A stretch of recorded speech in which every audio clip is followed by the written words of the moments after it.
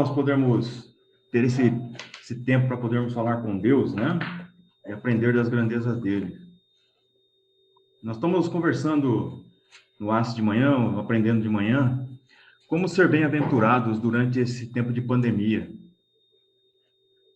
Notamos que o livro de Mateus, ele foi escrito diretamente para o povo de Israel, né? Cerca de uns 85 anos depois de Cristo. E o autor, provavelmente, é Mateus. E ele vem enfatizando o propósito da sua carta, né? Ele querendo abrir a mente daquele povo que estava em Cristo, abrir a mente para que eles pudessem permanecer firmes e mostrar para eles que Deus estava realmente do lado deles. Que logo que a intenção é de mostrar que Deus viria para salvar o povo, para habitar junto com ele, para viver junto com eles. Ele salvaria o povo do pecado e os israelitas na época, né, para eles, e também estaria com eles. Que lembra que fala lá no capítulo 1, versículo 23, a virgem ficará grávida, dará à luz, e o nome dele será chamado de Emanuel. A um filho, né, ele chamará de Emanuel, que significa Deus conosco. Então, ele quer mostrar que Deus realmente estava com aquele povo. E isso dá para nós pegarmos para nós hoje também, e é para nós também, né? Podemos entender e estarmos cientes de que realmente Deus está conosco. Mas é necessário nós termos a nossa parte também para que Deus possa estar junto conosco. Mesmo nesses tempos difíceis, nessas dificuldades, nós temos que entender que Deus vai estar conosco se nós estivermos fazendo aquilo que é de agrado dele, de acordo com a vontade dele. Então, o que nós podemos ver dentro do livro de Mateus, e hoje nós vamos estar focados ali no capítulo 5, né?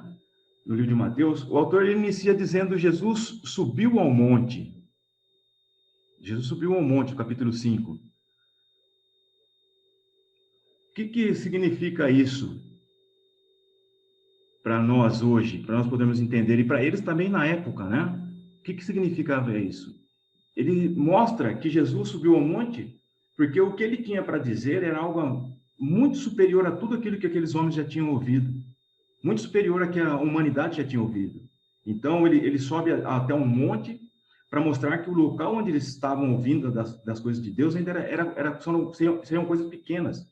Então, ele pega e vai acima, né, do monte lá, e o povo acompanha, ele senta ali para poder conversar com aquele povo.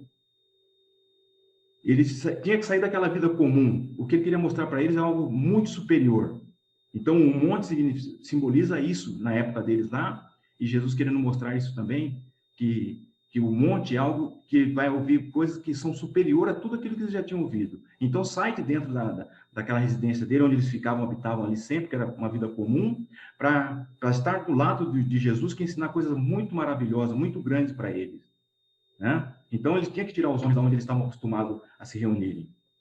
Notamos que Mateus, ele faz questão de mostrar que sempre que Jesus vem trazer algo superior a tudo o que os homens já haviam ouvido ou visto, Jesus se apresenta em um monte. O livro de Mateus sempre vai mostrar isso daí para nós. Nós ficarmos prestando atenção, ele sempre vai estar mostrando para nós isso. De que Jesus sempre estará falando de coisas grandes, das grandezas de Deus, em lugares que é alto, né? No monte. Sempre ele procura estar no monte. Um exemplo para nós termos isso na nossa mente e que realmente acontece na Escritura, quando ele subiu, né, ao monte para fazer da transfiguração, você lembra? Da transfiguração, lembra que ele foi lá? Estava no monte para fazer essa transfiguração, mas estava ele e mais alguns homens, né? Que estavam com ele. São 3 homens só, mas ele estava no monte fazendo essa transfiguração. Para declarar para aqueles 11 homens que estavam com ele que ele realmente era o Deus Todo-Poderoso, o Deus que estaria com ele, o Deus que era capaz de fazer o impossível. Então, ele levou aqueles homens lá para um monte para poder ensinar a eles. E também nós notamos também que quando ele vai declarar, né, lá no final, para os 12, para que os 12 pudessem sair e pregar o evangelho, ensinar o evangelho, ele também vai estar no monte. Ele não está no lugar baixo, ele leva aqueles homens para o monte para poder ensinar a eles e falar para eles, né? Quando a gente olha o capítulo 28, lá no versículo 16, ele está no monte. Nós não vamos ler tudo isso, porque é só para a gente entender por que ele está no monte no capítulo 5, tá? E por igual modo, Moisés também, ele recebeu a lei e ele estava no monte. E aqui Jesus, quando está começando a fazer o capítulo 5 ali, ele está mostrando uma nova lei, né, para todos nós podermos entender. Ele está fazendo a mesma coisa que Moisés. Moisés recebeu a lei lá no monte, mostrando aquelas transgressões, coisa física, né? E agora Jesus vem passar para nós coisas espirituais. E ele está no monte também para ensinar aqueles homens ali. E é incrível como que o Mateus, ele usa sempre essa palavra no monte, no alto, na montanha. Pode ver, sempre está falando a respeito disso. Mas toda vez que ele fala a respeito disso, é para poder ensinar ao homem, instruir ao homens de coisas concernentes ao reino dos céus que eles não tinham capacidade de entender ainda fisicamente. Mateus ele vem relatar aos israelitas que Cristo apresenta aos homens o caminho da vida eterna. Ele vem mostrar o caminho da vida sentado no monte, né? Próximo aos seus discípulos. Olha o capítulo 5, versículo 1 que vem. Vendo a multidões, Jesus subiu ao monte e assentou-se. Seus discípulos aproximaram-se dele e ele começou a ensinar dizendo, tá vendo? Então, Jesus ele começa ensinando seus discípulos sentado no monte, mas vê que é o necessário. Ele vai para esse monte, mas é necessário que as pessoas se acheguem a ele. O que nós notamos para nós hoje é entender isso, que ele quer nos ensinar, ele quer mostrar coisas para nós, mas nós é quem temos que nos achegar a ele. É como nós estamos fazendo aqui, pela telinha, né? Alguns irmãos lá no prédio, nós estamos nos achegando a Jesus Cristo. A vontade de Jesus é de nos ensinar, mas depende de todos nós. Como é que nós estamos querendo ouvir Jesus? Nós estamos nos esforçando para vermos Jesus? Isso que é o ponto para nós aqui. Abrir a nossa mente, o nosso coração, como o Fio falou, né? O Albacir falou para todos nós.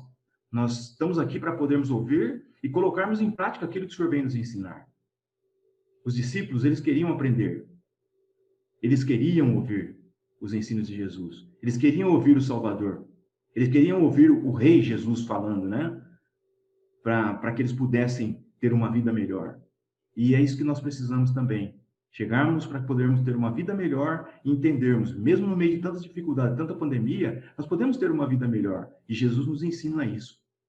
Os discípulos se aproximaram de Jesus para obter sabedoria e como ter a verdadeira felicidade na vida deles.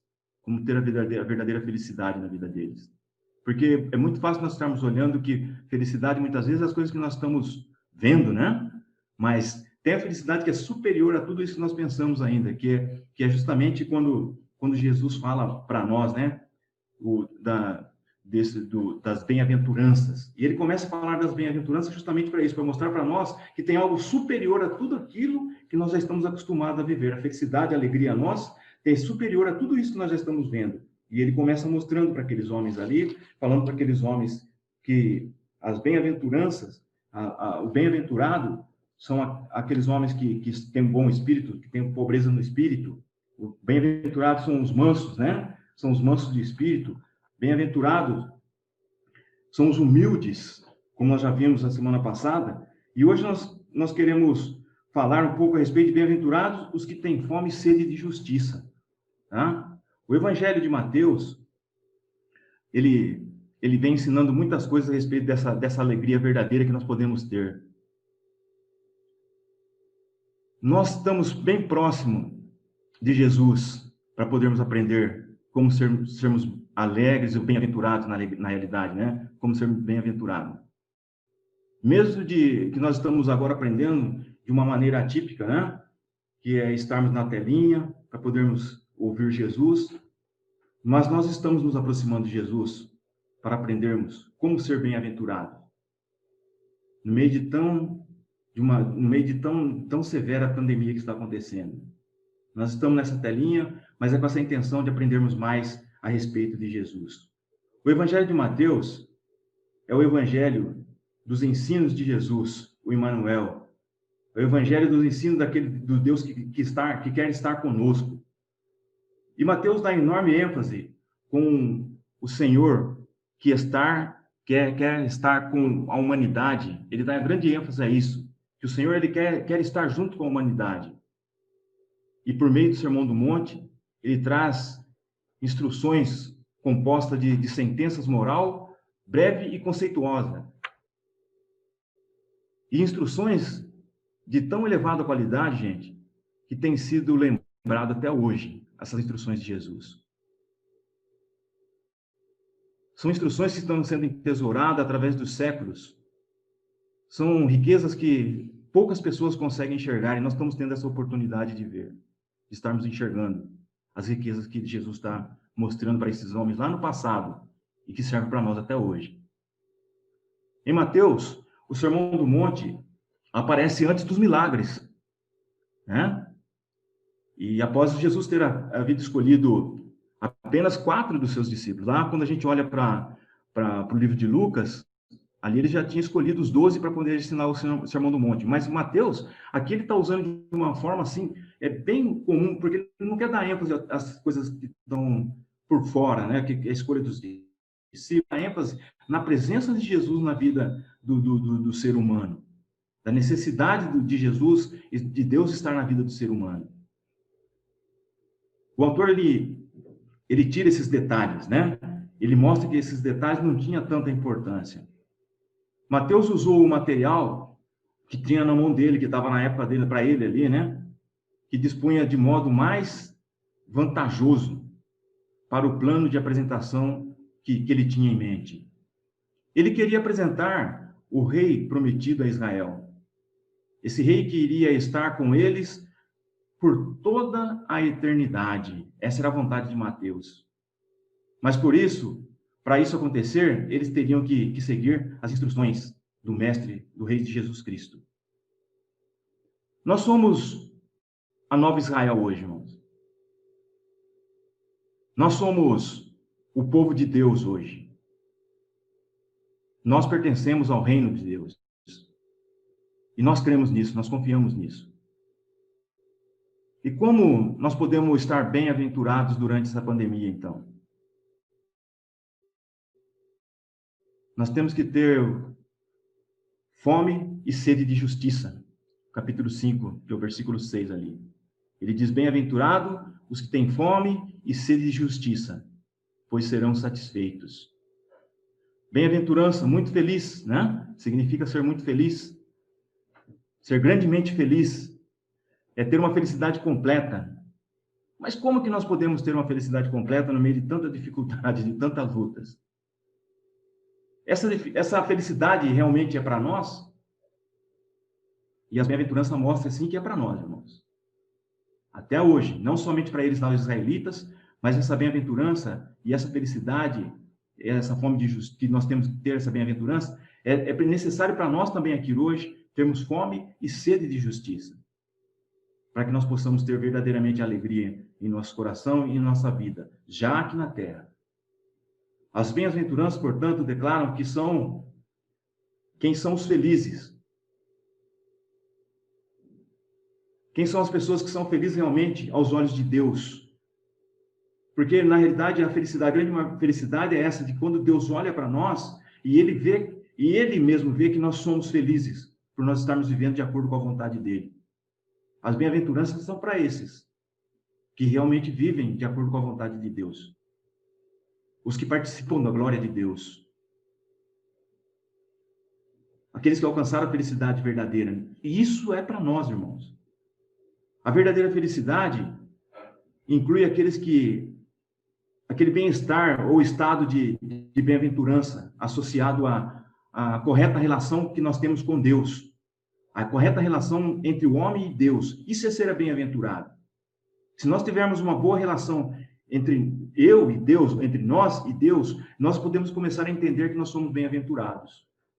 É isso que Jesus Cristo quer trazer àqueles homens ali. Esse mesmo vocabulário de bem-aventurança, ele é aplicado também aos mortos, né? Quando a gente vê o livro de Apocalipse, capítulo 14. Porque quando morre, só quando está morto que a gente vai poder entender o que é isso, a verdadeira felicidade, de estar do lado de Deus. Mas já aqui na Terra, nós podemos gozar dessa felicidade. Isso que Jesus Cristo veio trazer. Tá? Lá no Apocalipse, ele leva de uma forma figurada, né? Ele leva de uma forma figurada. Mas Jesus já queria mostrar para nós, aqui na Terra, a importância de nós estarmos vivendo de acordo com a vontade de Deus, já aqui na Terra. Tá? Então, isso que nós temos que pegar para nós. Jesus está mostrando esse grande poder dele de trazer essa felicidade para nós, a bem-aventurança para nós, já aqui na Terra. Tá? Então, podemos gozar disso. E para nós podermos ter a entrada perfeita no céu, nós temos que viver o que Jesus Cristo nos ensina aqui na Terra. Poderíamos dizer, como igual verdade, bem-aventurado, os que vivem no Senhor. Nós podemos dizer isso. Bem-aventurados que vivem no Senhor. E é essencial isso que Cristo dizia ao pronunciar a bem-aventurança. É por isso que ele está falando lá. Nós temos que entender que é essencial para nossas vidas vivermos já aqui, bem-aventurados no Senhor. Nós estamos juntos, aprendendo a desfrutarmos das bem-aventuranças. Nós estamos juntos, aprendendo a gozarmos da felicidade eterna já. É para isso que nós estamos aqui. Nós temos que aprender a gozar dessa felicidade eterna já. Esse é o objetivo de Cristo ter vindo na Terra. Esse é o objetivo de Jesus estar conosco. Todos os dias. Até a consumação de todos os séculos. Então, nós temos que aprender, irmãos, e pegar isso para nós. Que Jesus quer nos ver felizes já. Essa grande felicidade é bem-aventurança, essa felicidade eterna, felicidade completa, Jesus quer mostrar para nós já. Não temos que ficar aguardando, depois vai acontecer essa felicidade. Não, nós já temos essa felicidade. E nós temos que aproveitar o tempo que nós temos aqui na Terra e vivermos essa felicidade. Nós temos que aprender a gozar essa felicidade plena que Deus dá para nós e passarmos para as outras pessoas. E é por isso que ele está dizendo, tem que ter fome e sede de justiça. Temos que ter fome e sede de justiça. A fome e a sede, Jesus já sabia que deveria ser a experiência comum na vida dele, né? Ou experiência comum até na vida daquelas pessoas lá. Por isso que Jesus Cristo está usando essa ilustração de fome e sede. É uma coisa comum, tão comum para eles, como para Jesus também, que está ensinando. Lembramos-nos de que, certa vez, a multidão estava com muita fome, lembra? Da multiplicação dos pães, dos peixes. E Jesus fez isso para eles lá. Então, eles tinham fome, sim. Então, Jesus fez aquela transformação para mostrar para eles. Mas ele está ensinando isso antes dessa transformação. Vendo? Jesus está mostrando para eles que é necessário nós termos fome e sede. Por meio de um notável milagre, ele mostrou para eles que é possível fazer com que aquela fome viesse a desaparecer da vida deles por completo. E ali, provavelmente, quando Jesus estava falando no Sermão do Monte, provavelmente entre eles, alguns não tinham nem o que comer na realidade. Alguns tinham uma fome verdadeira mesmo. E Jesus usou esses instintos como ilustração para poder dar as melhores instruções para os ouvintes. Mostrando que devemos sentir essa necessidade espiritual de fome da justiça. Jesus também padeceu fome. No capítulo 4, lembra? Quando ele estava no deserto, capítulo 4, versículo 2 de Mateus. Depois de jejuar 40 dias e 40 noites, ele teve fome. Tá vendo? Então ele podia falar com clareza, com certeza, com convicção a respeito dessa fome. Ele podia instruí-los com a experiência pessoal. Ele não estava falando de algo que poderia ser. Ele está falando de algo que ele já tinha vivido. E o objetivo é tão intenso que se transforma em dor. Esse desejo é tão grande dentro de nós, quando estamos com fome, que se transforma em dor. E Jesus tinha isso, ele tinha passado por isso. Ele foi homem como nós. Então, por isso que ele estava usando essa ilustração. Ele já tinha passado por essa fome tão intensa que chega a transformar em dor. Você já teve fome ao ponto de sentir dor? Né? Dor de cabeça, dor no estômago. Né? Alguns têm dor de cabeça. Né? Alguns têm dor de cabeça quando tem fome. E é terrível a fome, irmãos. Terrível. Nós tivemos uma vez, eu lembro que uma vez fomos caçar, né? Alguns já conhecem essa história minha. E nós acabamos ficando sem comida, né? Nós saímos cedo de manhã de casa e para caçar. Fomos caçar e ficamos sem comida. E, irmãos, incrível que a fome que nós temos, nós sentimos cheiro de jaca de longe, rapaz. Quando nós vimos a jaca, nós partíamos a jaca no chão, colocava a mão e comia. Eu não lembro se o Mauro foi junto com a gente dessa vez. Acho que ele não foi, não. Né? Mas foi muito legal a gente entender e ver que a fome faz loucura. Eu acho que o Mauro não participou, né, Mauro? Né? Faz loucura com a gente. E nós partindo aquela jaca comendo para saciar a nossa fome. Então, Jesus, ele quer mostrar para nós que realmente, irmãos, quando nós queremos realmente ser felizes, termos a felicidade por completo, nós temos que ter realmente fome. Quem já teve dificuldade, passou fome, sabe o que eu estou querendo dizer, sabe o que Jesus Cristo está querendo dizer. E na época Jesus usou essa ilustração justamente por isso. O povo ali era muito carente e tinha muita fome. E Jesus querendo mostrar para eles que eles tinham que ter fome de justiça. Eles tinham que ter essa fome de querer a justiça de Deus na vida deles, para poder transmitir para a vida de outras pessoas também. Jesus mostra que precisamos de tal desejo em relação às coisas espirituais para podermos alcançar essa justiça de Deus. Nós temos que ter esse desejo, irmãos, dentro do nosso âmago também, em sede, né? Esse desejo físico pelo alimento que é impulsionado por Jesus, que Jesus coloca para nós. Nós temos que sermos impulsionados a buscar essa fome e sede de justiça. Quando nós estamos com essa fome, essa sede, nós notamos que nós somos levados a buscar freneticamente a comida física, e assim também deve ser com as coisas espirituais também, para todos nós. Nós não podemos estarmos considerando o preço.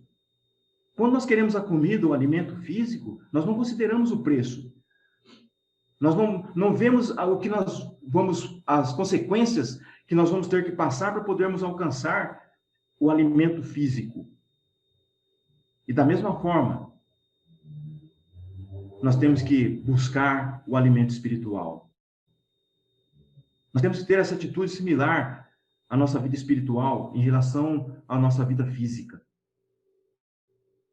Nós temos que ter esse pensamento e essa atitude quanto à justiça de Deus.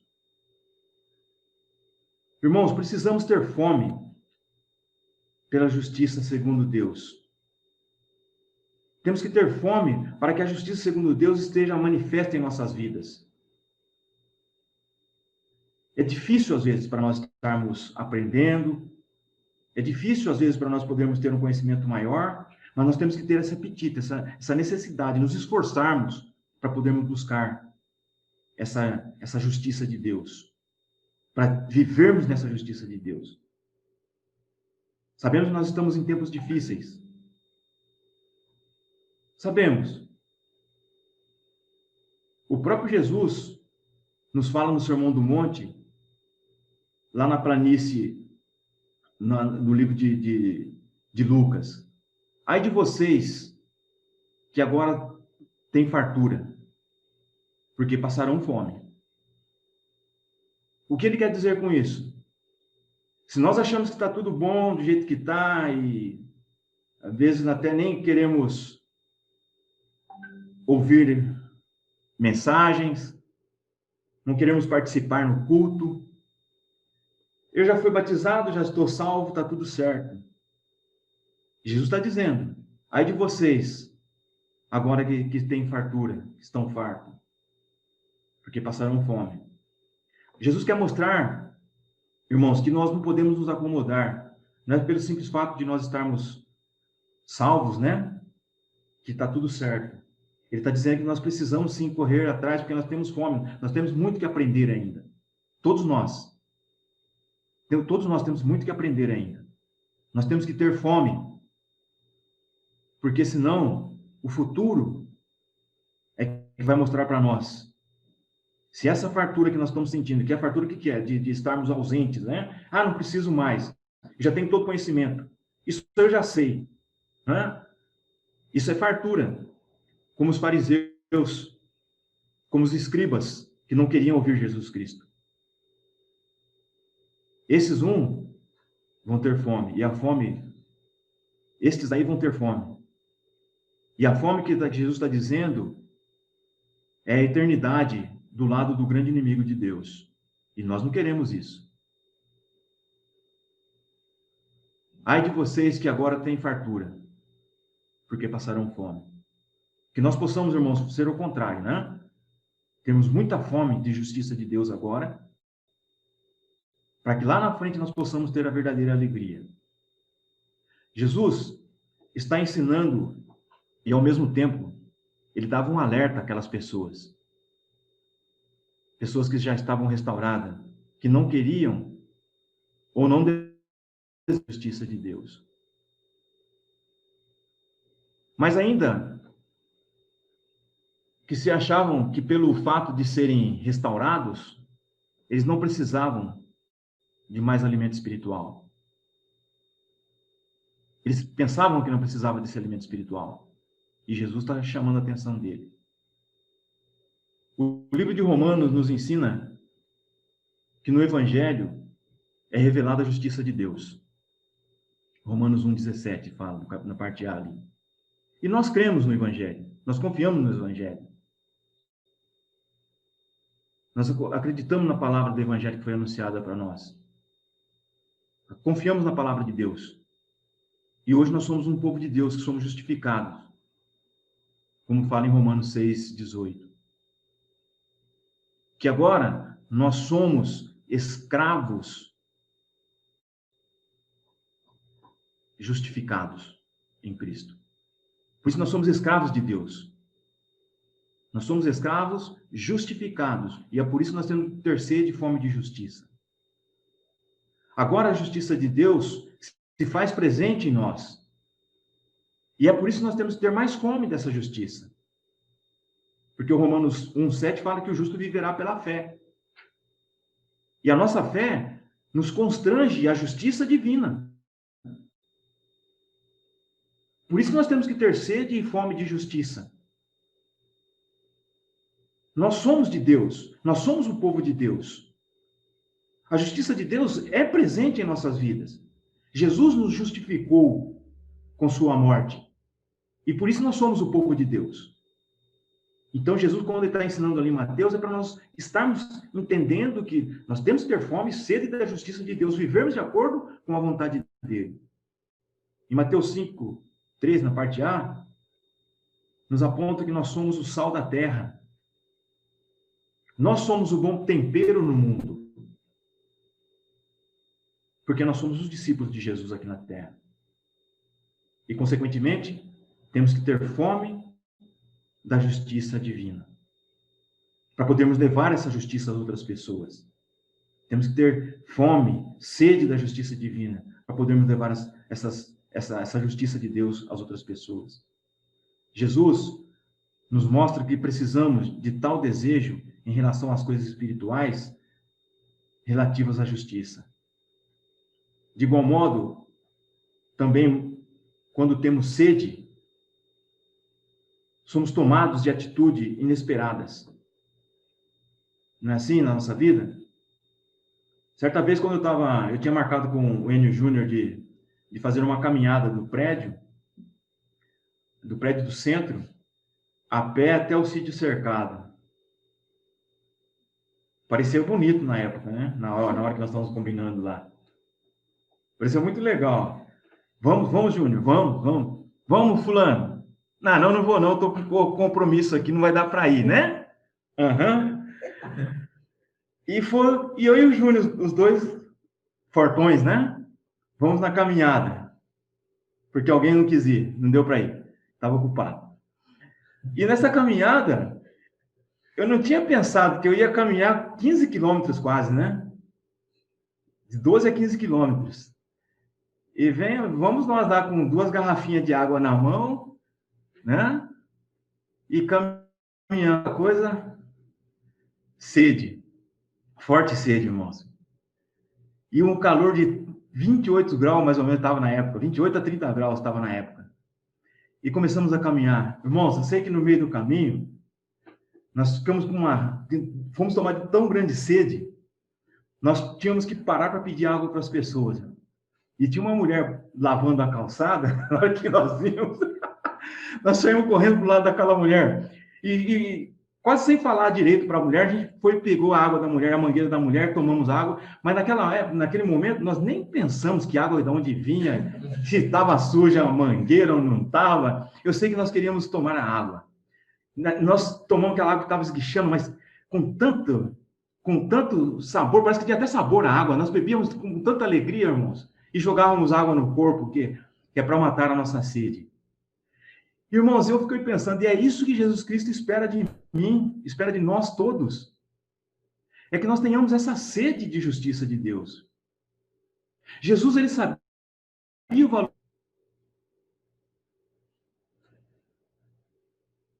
Quem beber desta água terá sede outra vez. A água que eu e o Júnior bebemos saciou a sede naquele momento. Mas nós temos sede até hoje. Jesus estava falando com aquela mulher samaritana a respeito disso. A água do poço vai trazer sede novamente.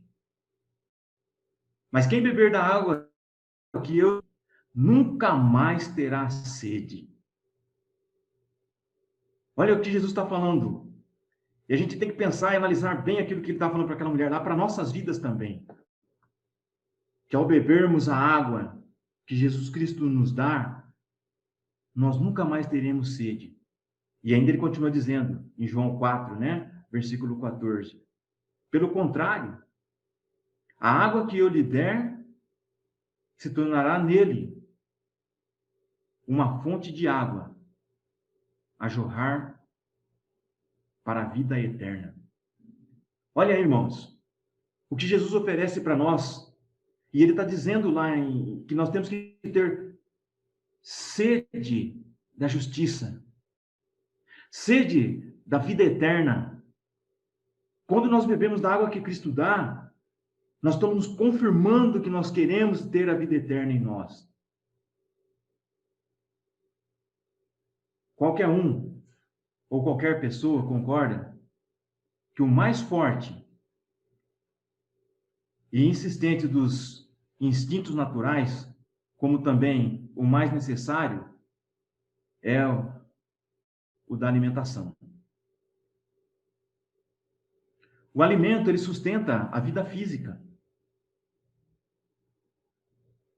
Mas a alma também tem fome. A alma também tem sede. Fome e sede para a justiça, segundo Deus. A nossa alma necessita da justiça de Deus. A nossa alma precisa se alimentar realmente da justiça de Deus. Os santos devem perseguir a justiça com fome e sede. Nós precisamos perseguir a justiça de Deus para as nossas vidas com fome e sede. Porque é o produto do novo nascimento, como fala em 1 João. Se você sabe que ele é justo, que todo aquele que pratica a justiça é nascido dele. Então, se nós sabemos que Jesus é justo, e se nós somos nascidos de Deus, nós temos que viver na prática da justiça de Deus. Nós temos que viver de acordo com a vontade de Deus. Isso que Jesus está querendo mostrar para nós. Livro de Mateus. Ele quer estar conosco, irmãos. Nós temos que entender que temos que ter essa sede de justiça de Deus. Nós temos que viver dentro da justiça de Deus. Nós temos que nos esforçarmos a cada momento, a cada dia, mais e mais, para vivermos na justiça de Deus. O Salmo 61, ou 63, versículo 1, Davi declara ao único que poderia trazer satisfação e felicidade completa a ele: ó Deus, tu és o meu Deus. Eu te busco intensamente. A minha alma tem sede de ti. E todo o meu ser anseia por ti, numa terra seca, exausta e sem água. Irmãos, e Davi lá, ele não tinha um espírito nele, como nós temos hoje. E ele, quando estava no deserto, nas dificuldades dele, ele clamou a Deus, buscando o alimento que vem de Deus. E ele fala que a alma dele ansiava por Deus. Que nós possamos entender isso, irmãos, que nós devemos andar ansiosos também por Deus. Que nós possamos ter a nossa boca seca de podermos pronunciar a justiça de Deus às outras pessoas. Que nós possamos ter sede de aprendermos mais e mais do que é viver em justiça, do que é estarmos vivendo a justiça de Deus, do que é estarmos pronunciando a justiça de Deus às outras pessoas, como o salmista Davi. E o outro Salmo 42 também ele fala, como suspira a corça pelas correntes das águas, assim por ti, ó Deus, suspira a minha alma. A minha alma tem sede de Deus, do Deus vivo. Quando irei e me verei perante a face de Deus? Porque eles tinham sede, irmãos. Lá no passado eles já tinham sede. Ainda mais para nós agora que estamos aqui com o Espírito Santo de Deus em nossas vidas. Que temos o Espírito de Deus em nós. Que temos Jesus em nós. Que Ele é o Deus conosco. Nós temos que buscar mais a Deus ainda. Mais essa justiça de Deus em nossas vidas. Temos que ter sede de Deus. Temos que ter sede da justiça de Deus. Deus está conosco. E sabemos que Jesus Cristo quer que seus discípulos estejam com Ele lá na eternidade. Mas também nos ensina que esta conquista de estarmos na eternidade, ela dá início agora. Mesmo em meio a tantas dificuldades, mesmo em meio a tantas lutas que nós temos aqui como seres humanos, mesmo passando por tantas lutas que nós passamos, nós temos que almejar estarmos lá do lado de Jesus na eternidade. Os cristãos, eles sofrerão perseguições. Andar correto, irmão, é perseguido. Todos os que andam correto de uma maneira correta na vida é perseguido. Em todos os lugares. Na escola, no trabalho, né? Em casa, no serviço, né? Em todos os lugares. Aqueles que andam de uma maneira correta, aqueles que estão buscando a justiça de Deus, viver de acordo com a vontade de Deus, eles são perseguidos por causa da justiça. Por fazerem o que é correto. É o que fala em Mateus 5:10. Mas nossa justiça deve exceder a justiça dos fariseus e dos escribas. Que é o capítulo 5 também, versículo 20. Eles tinham uma justiça que era externa, né? De aparência, da visão para as pessoas. Os fariseus vivem assim. Porque eles queriam mostrar algo que eles não viviam interiormente, mas externar uma coisa que não era deles. Bonzinho, bacaninha, cabecinha baixinha, eu sou santo. Isso não é justiça. Os fariseus, eles eram egoístas, escribas, egoístas, egocêntricos. É tudo para mim, só para mim, e eu. Para mim, eu faço, eu fiz, eu sou. E onde está a justiça de Deus nisso? Jesus era bem o contrário, ia mostrar isso para o povo. Nós temos que ter fome e sede de justiça. E por isso nós devemos orar para ele lá no monte. Sendo crucificado, depois, né? Sendo humilhado, maltratado, levado coroa de espinho na cabeça, com humilhação. Tudo em favor a outras pessoas, mas ele viveu a verdade de Deus. Não foi como os fariseus. O que ele falava, o que ele ensinava, ele vivia. E é isso que Jesus Cristo espera de cada um de nós, por sermos o sal na terra, por sermos o bom tempero aqui na terra. É isso que Jesus Cristo espera de nós, que nós tenhamos sede, fome e sede de justiça de Deus para vivermos isso. Que tenhamos fome e sede da justiça, como Cristo, para que possamos viver as bem-aventuranças já. Que nós possamos declarar que somos verdadeiramente felizes aos olhos de Deus. E que possamos sentir que participamos realmente aqui lá na terra da glória do Senhor. Que as pessoas possam ver isso em nós, mas não porque nós somos como os escribas e os fariseus, mas porque nós vivemos dentro da justiça de Deus. Que a nossa vida seja justificada realmente. Seja uma vida que esteja fazendo coisas boas para a vida das outras pessoas. Que nossa vida possa ser demonstrada com o bom caráter de Jesus Cristo. Que nossas vidas possam ser demonstradas com a vontade de restaurar e mudar a situação de vida de outras pessoas. Que nós possamos participar do sofrimento das outras pessoas, tirando-os do sofrimento, levando-os até Jesus Cristo. Essa é a justiça que Jesus Cristo quer que nós tenhamos. Sede e fome de justiça. De podermos enxergar as dificuldades da outra pessoa e buscá-lo e levá-lo para Jesus Cristo, para que Jesus Cristo mude isso na vida dela. É essa justiça que Deus quer que nós. Mas para isso nós vamos ser perseguidos. Vamos ser caçados. Vamos ser chamados, às vezes, até de tolos, né? Como Paulo fala em Corinto. Mas se nós possamos viver a justiça de Deus. Que nós todos possamos pensar assim, irmãos. Que nós todos possamos ter essa consciência daqueles ensinos de Jesus. Que possamos ter fome e sede de justiça. Porque ele diz no final: pois serão satisfeitos. A nossa satisfação, irmãos, está em Cristo. Se nós formos perseguidos agora porque nós somos justos, é que nós temos fome de Deus. Se nós somos perseguidos agora por sermos justos, é que nós temos sede da justiça de Deus. Mas uma coisa é certa: iremos viver uma satisfação, uma alegria completa mesmo, o dia que o Senhor Jesus Cristo voltar.